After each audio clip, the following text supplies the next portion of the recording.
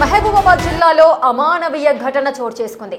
ప్రభుత్వ ఆసుపత్రి సిబ్బంది నిర్లక్ష్యము కొట్టొచ్చినట్టుగా కనిపిస్తోంది. బ్రతికుండగానే ఒక వ్యక్తిని మార్చురీకి తరలించి నైట్ అంతా కూడా అక్కడే ఉంచారు. అసలు ఏంటి ఇంత నిర్లక్ష్యం ఏంటి ప్రభుత్వ ఆసుపత్రి సిబ్బందికి? బ్రతుకున్న వ్యక్తిని మార్చురీలో పెట్టడం ఏంటి అనే కదా మీ డౌట్. ఎస్, దీనికి సంబంధించిన బ్రేకింగ్ న్యూస్ ని మనం చూద్దాం. మహబూబాబాద్ జిల్లాలో అమానవీయ ఘటన అయితే చోటు చేసుకుంది. అటు ప్రభుత్వ హాస్పిటల్ సిబ్బంది నిర్లక్ష్యం అయితే కొట్టొచ్చినట్టుగా కనిపిస్తోంది. ఒక గుర్తు తెలియని శవంగా భావించారు సిబ్బంది అంతా. రాత్రంతా మార్చురీలో ఉంచి తాళం వేశారు సిబ్బంది. ఉదయం మార్చురీ శుభ్రం చేస్తుండగానే స్వీపర్ వచ్చి గుర్తించింది. అంటే ఏం జరిగింది, బాడీ ఇక్కడ ఉంది, ఎందుకు కదులుతుంది, ఇది శవం కదా, కదలడానికి రీజన్స్ ఏంటి అంటూ కూడా ఆమె ఆశ్చర్యపోయింది. అసలు ఏం జరిగింది, డెడ్ బాడీ మూవ్ అవ్వడం ఏంటి అంటూ కూడా ఆమె కూడా కొంత ఆశ్చర్యానికి లోనైంది. కానీ అసలు ఏం జరిగింది అనే విషయాన్ని ఒకసారి మనం చూద్దాం. అనారోగ్యంతో హాస్పిటల్ కు ట్రీట్మెంట్ కోసం వచ్చాడు ఒక వ్యక్తి. సో అతను జయ్యారం గ్రామానికి చెందిన టాక్సీ డ్రైవర్ రాజు. సో రాజుకు అనారోగ్యం బారిన పడటంతో ప్రభుత్వ ఆసుపత్రికి వచ్చి అక్కడే ఉన్న స్ట్రెచర్ పైన పడుకోవడం జరిగింది. రాజుకు ఆధార్ కార్డు లేకపోవడం, అతడికి తోడుగా ఎవరూ రాకపోవడంతో హాస్పిటల్ సిబ్బంది ఎవరు కూడా అడ్మిట్ చేసుకోలేదు. అక్కడే బెడ్ పై పడుకొని ఉండటంతో చనిపోయాడని భావించి మార్చురీకి తరలించారు సిబ్బంది. ఎస్, ఒకసారి ఈ ఘటనను మీరు ఒక్కసారి ఊహించుకోవచ్చు. టాక్సీ డ్రైవర్ రాజు అతనికి అనారోగ్యం ఉంది, ఆరోగ్యం బాలేదు అంటూ కూడా హాస్పిటల్కి రావడము, అతనితో ఎవరూ లేకపోవడంతో హాస్పిటల్ యాజమాన్యం కూడా అసలు ఎవరు కూడా అతన్ని అడ్మిట్ చేసుకోలేదు. ఆ నేపథ్యంలోనే అతని ఆరోగ్యం బాలేదు అంటూ కూడా స్ట్రెచర్ పైన పడుకోవడం జరిగింది. సో అతను పడుకుంటున్న సమయంలో అతడు పడుకొని డీప్ స్లీప్ లోకి వెళ్ళిపోయాడు. ఇక అతనికి హెల్త్ బాలేదు కాబట్టి కాన్షియస్ లో లేడు. సో సిబ్బంది అంతా కూడా అతడు చనిపోయాడని భావించి మార్చురీకి తీసుకెళ్లి వాళ్ళ విధులు అంటే సిబ్బంది యొక్క విధులు టైం ముగిసిపోయింది, మేము ఇంటికి వెళ్లాల్సిన టైం అయింది అని అతన్ని తీసుకెళ్లి మార్చురీలో ఉంచి రాత్రంతా ఆ విధంగానే ఉంచారు. అసలు ఏంటి ఇదంతా? బ్రతుకున్న వ్యక్తిని తీసుకెళ్లి మార్చురీకి తరలించడం ఏంటి? మినిమం కామన్ సెన్స్ ఉండదా? అంటే ఆ వ్యక్తి చనిపోయాడా బ్రతికున్నాడా అని ఆ సోయి కూడా లేకుండా బ్రతుకున్న వ్యక్తిని మార్చురీకి ఏ విధంగా తరలిస్తారు? అతనికి ఆధార్ కార్డు లేదు, ఐడెంటిటీ లేదు, ఏదీ లేదు, అతనితో ఎవరు కూడా బంధువులు కూడా హాస్పిటల్కి రాలేదు. సో ఈ నేపథ్యంలో ఇష్టం వచ్చిన రీతిన వాళ్ళు ప్రవర్తిస్తే ఏంటి పరిస్థితి? సరే, ఇప్పుడు అతనికి ఆరోగ్యం బాలేదు, తీసుకెళ్లి మార్చురీలో పెట్టారు. ఆరోగ్యం బాలేని వ్యక్తిని తీసుకెళ్లి మార్చురీలో పెట్టి ఒక శవంగా వాళ్ళు గుర్తు తెలియని శవంగా ఏ విధంగా భావిస్తారు?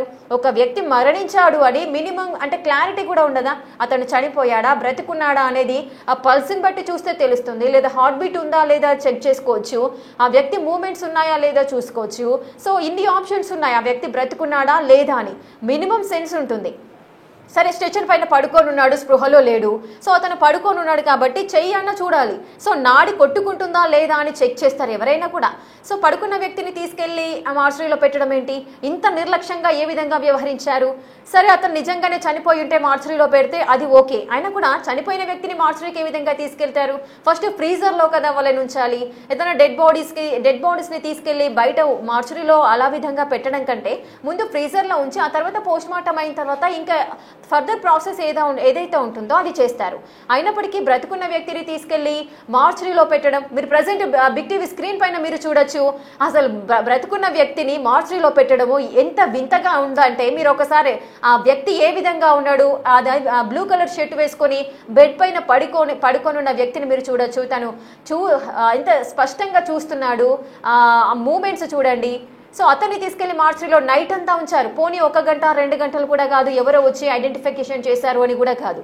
సో నైట్ అంతా, సో నిన్నటి నుంచి కూడా అతను ఆ మార్చురీలోనే ఉన్నాడు. మార్నింగ్ ఎవరైతే స్వీపర్ ఆ మార్చురీ గదిని శుభ్రం చేయడానికి ఆ స్వీపర్ లోపలికి వెళ్ళిందో ఆ స్వీపర్ ఐడెంటిఫై చేసింది, ఏంటి శవం కదులుతుంది అని. ఆమె ఆశ్చర్యపోయి మళ్ళీ సిబ్బందికి తెలియజేస్తే మళ్ళీ ఆ అబ్బాయిని బయటకు తీసుకొచ్చి పోలీసులకు కంప్లైంట్ చేయడము. ఆ తర్వాత పోలీసులు వచ్చి అంటే అతనికి ఐడెంటిఫికేషన్ లేదు కాబట్టి ట్రీట్మెంట్ చేయలేదు అని ఒక వర్షన్ వినిపిస్తోంది. అసలేంటి, ఒకవేళ ఆ వ్యక్తి నిజంగానే మార్చురీలో ఉంచినప్పుడు చనిపోతే ఏంటి పరిస్థితి? ఎవరు రెస్పాన్సిబిలిటీ తీసుకుంటారు? అంటే తోడుకు ఎవరు లేరు, అతనికి ఆధార్ కార్డు లేదు, ఐడెంటిఫికేషన్ లేదు కాబట్టి ఇష్టారీతిన ఈ విధంగా చేస్తే, ఒకవేళ తనని తీసుకుపోయి అందులో మార్చురీలో ఉంచితే తన ప్రాణాలు పోతే పరిస్థితి ఏంటి? అంటే దీనికి ఎవరు బాధ్యత వహిస్తారు? అంటే గవర్నమెంట్ హాస్పిటల్ సిబ్బంది ఈ విధంగా ప్రవర్తించడం వల్ల ఒక ప్రాణాలు కోల్పోయే పరిస్థితి ఉంది కదా. మరి ఒకవేళ ప్రాణాలు కోల్పోతే ఒక వ్యక్తి ప్రాణాలు తీసిన వారు అవుతారు కదా, ప్రాణాలు తీసిన వాళ్ళు హంతకులే అవుతారు కదా. మరి అప్పుడు వాళ్ళని ఏమనాలి? మరి వారిపైన ఎటువంటి కేసులు లేవా? సో ఏంటి పరిస్థితి అంటే ఏంటి అంటే కూడా చాలా మంది చూస్తున్న జనాలంతా కూడా ఆశ్చర్యానికి లోనవుతున్నారు. ఈ మధ్య కాలంలో మనం చూసాము, ఆల్రెడీ చనిపోయిన శవానికి బ్రతికున్నాడు అని చెప్పి ట్రీట్మెంట్ చేసి డబ్బులు దంటుకుంటున్న వైద్య సిబ్బందిని, హాస్పిటల్ యాజమాన్యాన్ని మనం చూసాం. కానీ ఇక్కడ దానికి పూర్తి వ్యతిరేకంగా ఉన్న సిబ్బంది యొక్క నిర్లక్ష్యం కూడా మనకి ఇక్కడ కనిపిస్తోంది. సో ఇక్కడ కూడా అసలు మినిమం కామన్ సెన్స్ లేకుండా ఆ వ్యక్తి పడుకొని ఉన్న వ్యక్తిని తీసుకెళ్లి చనిపోయాడని భావించి గుర్తు తెలియని శవం అని చెప్పి తీసుకెళ్లి మార్చరీలో పడేయడం ఏంటి? ఆ రాత్రంతా అతను అక్కడే ఉండడం ఏంటి? స్వీపర్ వచ్చి చూసి ఇతను బ్రతికే ఉన్నాడని చెప్పడం ఏంటి? పోలీసులు వచ్చిన తర్వాత అప్పుడు అతనికి ట్రీట్మెంట్ అందించడం ఏంటి? సో ఇవన్నీ చూస్తుంటే కూడా చాలా వింతగా, కొత్తగా కనిపిస్తుంది. అదేవిధంగా వారి యొక్క హాస్పిటల్ యాజమాన్యం యొక్క నిర్లక్ష్యం అనేది కూడా, ఆ సిబ్బంది యొక్క నిర్లక్ష్యం అయితే కొట్టొచ్చినట్టుగా కనిపిస్తుంది. మరి దీనికి సంబంధించి అసలు ఏం జరిగింది, పూర్తి డీటెయిల్స్ మా ప్రతినిధి యశ్వంత్ అందిస్తారు. యశ్వంత్, మనం చూస్తూనే ఉన్నాము, ఏంటి ఘటన? బ్రతుకున్న వ్యక్తిని తీసుకెళ్లి మార్చరీలో పడేయడం ఏంటి? మార్నింగ్ వచ్చిన స్వీపర్ ఈ విషయాన్ని గమనించడం ఏంటి? అసలు ఏం జరిగింది ఎగ్జాక్ట్ గా చెప్పండి. ప్రభుత్వ జనరల్ ఆసుపత్రిలో దారుణం చోటు చేసుకొని చెప్పుకోవచ్చు. 3 రోజుల క్రితం ట్రీట్మెంట్ కోసం వచ్చిన రాజు అనే యువకుడిని చనిపోయారని భావించి మార్చూరులో భద్రపరిచారు. ప్రస్తుతం మార్చూరు భద్రం చూసుకోవచ్చు. ఈ మార్చూరులో కేవలం ఒక డెడ్ బాడీ మార్చూరులో భద్రపరచాలి అంటే దీనికి సంబంధించి ఈసీజీ, బీపీ, బ్లడ్ ప్రెషర్, దీనికి సంబంధించిన వైద్యానికి సంబంధించిన అన్ని ఫార్మాలిటీస్ పూర్తయిన తర్వాతనే డెడ్ బాడీని మార్చూరులోకి పెట్టాలి.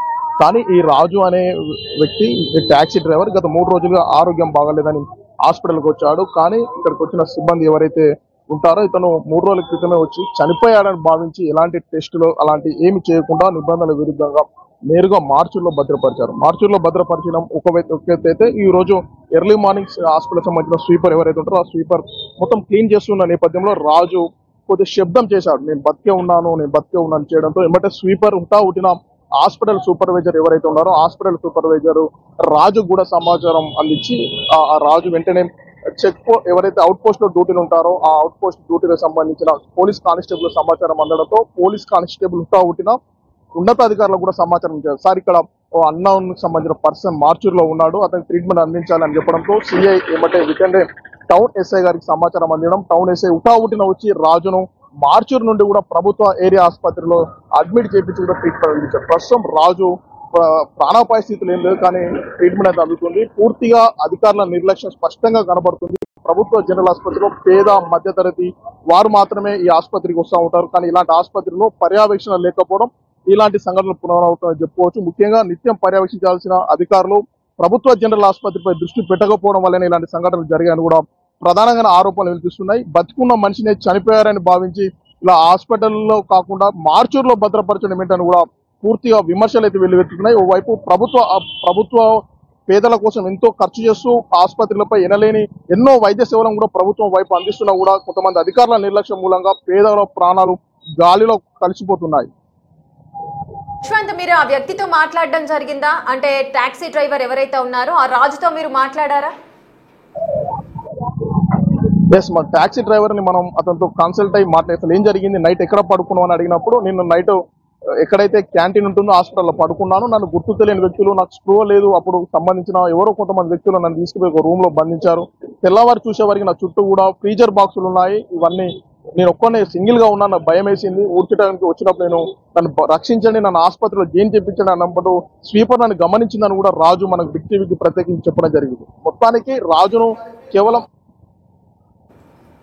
యశ్వంత్, మీరు ఆ వ్యక్తితో మాట్లాడడం జరిగింది. రాజు నేను అక్కడే పడుకొని ఉన్నాను అంటున్నారు, చుట్టూ ఫ్రీజర్స్ ఉన్నాయి, ఫ్రీజర్ బాక్సెస్ ఉన్నాయి అన్నారు. మరి రాజును ఫ్రీజర్ బాక్స్ లో ఉంచారా, లేదంటే బయట ఏదైనా స్ట్రెచర్ పైన పడుకోబెట్టారా?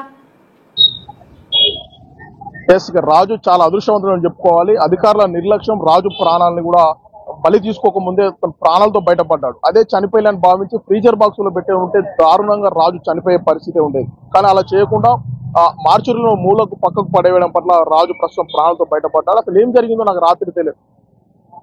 రాజును చనిపోయాడని సిబ్బంది అంతా కూడా భావించడము, మార్చరీలో పెట్టడం జరిగింది. ఒకవేళ నిజంగానే శవం అని చెప్పి ఒకవేళ ఫ్రీజర్ లో పెట్టుంటే మార్నింగ్ లేచి చూసేసరికి అతని శవంగానే ఉండేవాడా? అంటే ఆ చలికి ఎగ్జాక్ట్లీ కంపల్సరీ అధికారుల నిర్లక్ష్యం అంతా చనిపోయి ఉన్నాడని ఫ్రీజర్ బాక్స్ లో పెట్టుంటే చెల్లం ఎట్లా లేదు, స్పృహ కోల్పోయాడు. నిజంగా ఈ శవమని భావిస్తే మాత్రం నిజంగా కూడా వైద్యుల నిర్లక్ష్యం నిండు ప్రాణాన్ని కూడా బలి తీసుకుని చెప్పుకోవచ్చు. ముఖ్యానికి ఎవరైనా అన్నౌన్ పర్సన్ అయినా నౌన్ పర్సన్ అయినా తెలిసిన వ్యక్తి అయినా కూడా ఒక వ్యక్తిని మార్చూర్లోకి వేయాలంటే దీనికి కొన్ని రూల్స్ ఉంటాయి. ఈసీజీ ఉంటుంది, బీపీ ఉంటుంది, పల్స్ ఇవన్నీ చెక్ చేసి సంబంధించిన కన్సల్ట్ డాక్టర్ నేతృత్వంలోని ఈ మనిషి చనిపోయాడు అన్న తర్వాతనే మార్చూర్లో భద్రపరచాల్సి ఉంది. కానీ ఇవన్నీ ఏం చేయకుండా వాళ్ళ ఇష్టానుసారంగా ఎవరి పడితే వారిని మార్చులో భద్రపరచడం అయితే తీవ్ర విమర్శలు వెతుకుతున్నాయి. మొత్తానికి మహబూబాబాద్ జనరల్ ఆసుపత్రిలో అధికారుల నిర్లక్ష్యం అయితే స్పష్టంగా అర్థం పడుతుంది. ఇప్పటికైనా ఈ విషయంపై ప్రభుత్వం విచారణ చేపట్టి ఎవరైతే బాధ్యులు ఉన్నారో వారిపైన తప్పనిసరిగా చర్యలు తీసుకోవాల్సిన అవసరం ఉంది. యశ్వంత్, ఇది అంత సింపుల్ గా వదిలేసే మ్యాటర్ కాదు, అంత చిన్న విషయం కూడా కాదు. బ్రతుకున్న వ్యక్తిని తీసుకెళ్లి ఆ ఫ్రీజర్స్ మార్చురీ గదిలో భద్రపరచడం ఏంటి? ఆ వ్యక్తి నిజంగానే చనిపోయి ఉంటే పరిస్థితి ఏంటి? మరి ఇప్పుడు వాళ్ళకి సంబంధించి అసలు రాజు ఈ విషయానికి ఏదైనా కంప్లైంట్ చేయడం జరిగిందా పోలీసులకి? ఎవరైతే సిబ్బంది నిర్లక్ష్యంగా వ్యవహరించారో వారిపైన ఏదైనా చర్యలు తీసుకునే అవకాశాలు ఉన్నాయా? అసలు రాజు చనిపోయాడని ఎవరు నిర్ధారించారు? ఆ సిబ్బంది ఎంతమంది ఉన్నారు? వారు ఎవరు తీసుకెళ్లి మార్చురీలో పెట్టారు?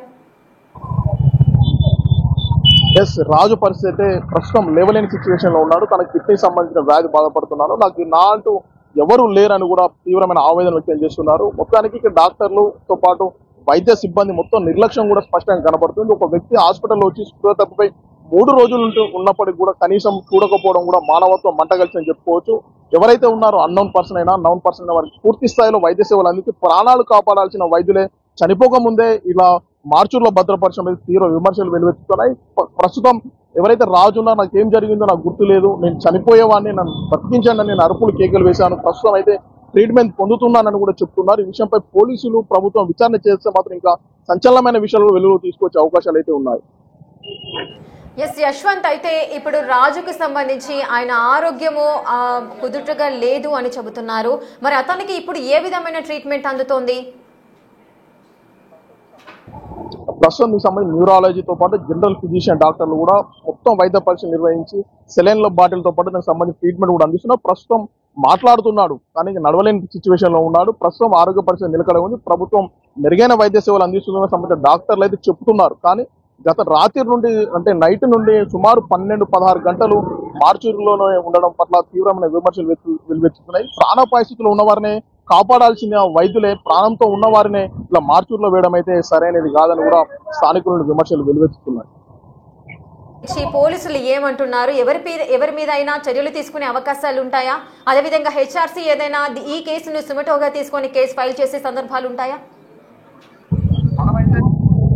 మనమైతే నేరుగా ఎవరైతే నైట్ డ్యూటీలో ఉన్నారో కానిస్టేబుల్ అవుట్ పోస్ట్ కానిస్టేబుల్ అడిగాము. ఈ అవుట్ పోస్ట్ కానిస్టేబుల్ ఎవరైతే అన్నౌన్ పర్సన్ ఉన్నా ఎవరున్నా యాజ్ రికార్డులో అడ్మిట్ రికార్డులో అవుట్ పోస్ట్ రికార్డులో నమోదు చేసిన తర్వాతనే హాస్పిటల్కి వెళ్ళడం కానీ మార్చురీకి వెళ్ళడం కానీ ట్రీట్మెంట్ అందడం కానీ చేయాలి.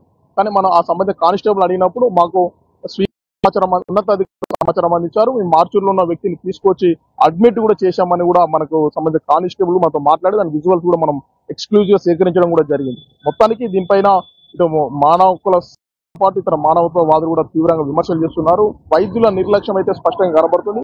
దీన్ని పర్యవేక్షించాల్సిన సంబంధిత అధికారులు ఎవరు కూడా సరిగ్గా పర్యవేక్షణ లేదు, పర్యవేక్షణ కొరవడింది అంటున్నారు.